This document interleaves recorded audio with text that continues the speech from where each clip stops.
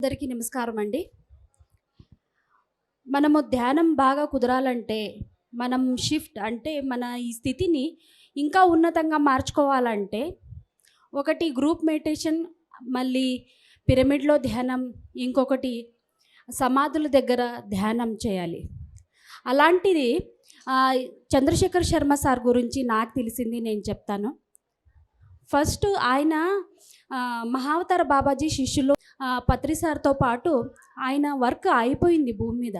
ఆయన ఈ వర్క్ కోసం అంటే మన పిఎస్ఎస్ఎం డెవలప్మెంట్ కోసం ఉండి ఆయన వర్క్ చేస్తున్నారు. సేవా చక్రవర్తి అనిపించుకున్నారు.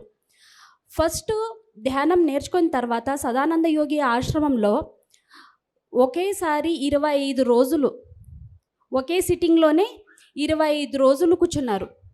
అక్కడ కూర్చున్న తర్వాత ఆయనకి ఇట్లా మెడలో పాము, మళ్ళీ ఇక్కడంతా తేళ్ళు ఇవన్నీ ఉన్నాయి. అక్కడ ఊరు వాళ్ళు చూసి భయపడినారు. ఏమిది ఇట్లా మేము ఎప్పుడు చూడలేదు కదా అని. అందుకోసమే ఊరు వాళ్ళందరూ అక్కడ రావడం జరిగింది. లేపాల కొట్టాల ఇవన్నీ అట్లా చేస్తూ ఉంటే పత్రిసారు వచ్చి ఆయన ఏ లోకంలో ఉన్నారో కానీ, ఏ వర్క్ చేస్తున్నారో కానీ ఆయన ఇక్కడ భూమి మీద రప్పించడానికి ఒక 3 గంటలు పట్టిందంట పత్రిసార్కి. అలాంటి ఒక ధ్యాని ఆయన చంద్రశేఖర్ శర్మ సార్. మళ్ళీ ఆయన అంటే ఇట్లా నోటు అట్లే తీసేవారు. మళ్ళీ ఒకసారి ఇట్లా సార్ చెప్పినట్లు హైదరాబాద్లో ఉన్నారు. పెద్ద మోర్ అంటే గలీజ్ వాటర్ పోతుంది కదా, అక్కడ పక్కన కూర్చున్న వాళ్ళు మనం ఇక్కడ కొంచెం స్మెల్ ఉన్నా భరించలేము. ఆయన 7 సంవత్సరాలు అక్కడే కూర్చొని ఆయన తన స్థితిలో తాను ఉండిపోయేవారు. అట్లా వీళ్ళందరూ పోయి ఇంత వాసనలో ఎట్లా ఉంటున్నారు స్వామి, రావచ్చు కదా అంటే, ఏం మీకు వాసన అనిపిస్తుందా అని ఆయన షాల్ ఇట్లా తీసి వేస్తే సుగంధం పరిమళం వచ్చేసింది. అట్లాంటి గురువు ఆయన. మళ్ళీ ఆయనకి అస్సలు భోజనం లేదు.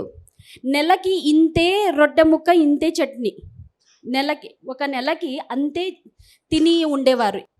అలాంటి ఒకసారి ధ్యానం గురించి చెప్పాలి అని ఎవరో వస్తే ఆయన తొందరలో వేడి నీళ్ళు మీద పడి కాలుతో అట్లా కాలుతుంటేనే అట్లనే కవర్ చేసుకొని ధ్యానం చెప్పేవారు.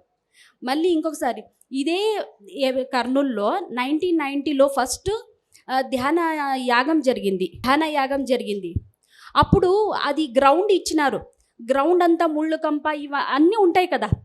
అలాంటి గ్రౌండ్ అక్కడ పత్రిసారు ఇట్లా ఇక్కడనే జరగాల వర్క్ అంటే వీళ్ళందరూ చాలామంది అంతా క్లీన్ చేస్తూ ఉన్నారు.